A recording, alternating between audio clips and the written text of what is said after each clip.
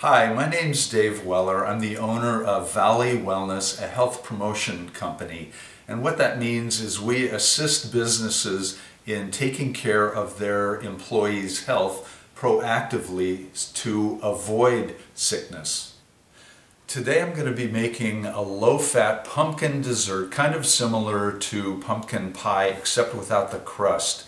If you don't have the crust, you don't get a lot of the fat that's used to make up the crust. This recipe calls for 4 eggs. What I usually do is take about half of the yolks out of the eggs, and I've already cracked 3 of the eggs here, and I'm just going to use my knife here to crack my 4th egg, separate out the yolk, because that lowers your exposure to cholesterol in this recipe. And I'm just going to whip it up a little bit, mix it around. And there's our egg mixture. Okay, so I've got my eggs here. I'm going to add that to the KitchenAid bowl. I'm going to add in some pumpkin, a whole can of pumpkin. It's important to note that the pumpkin I used is 100% pumpkin. There are no spices, there's no sugar. I have a 1.5 cups of sugar and a teaspoon of salt mixed in here. Toss it in.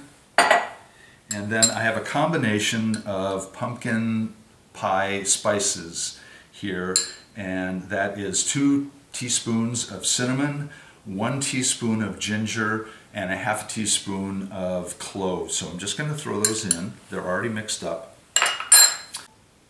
I've just taken my pumpkin mixture and I put it in the KitchenAid bowl, and I attached the bowl, and now I'm going to add a little bit of the evaporated milk. This happens to be low-fat evaporated milk, a little bit at a time.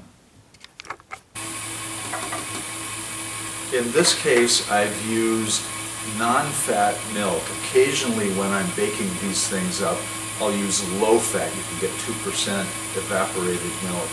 In this case, I used no-fat evaporated milk. Okay, I've taken my mixture from the KitchenAid and I'm going to divvy it up in this water bath here. Hot water is important in setting up puddings because it helps set them up better. So I'm going to be distributing this pumpkin mixture in my KitchenAid bowl into these individual little ramekins and glass bowls.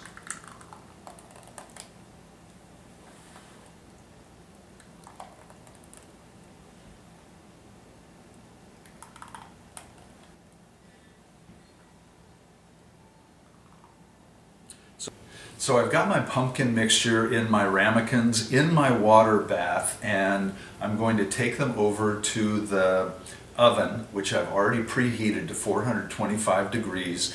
It'll bake in the oven for 15 minutes. At the end of 15 minutes, I'll turn the oven down to about 350 and bake it for another 30 to 40 minutes, just checking every once in a while to make sure it's not being overcooked.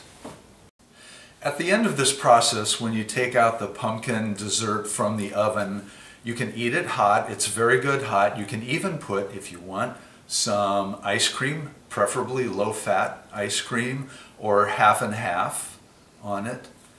And you've got a great dessert at the end of your baking experience.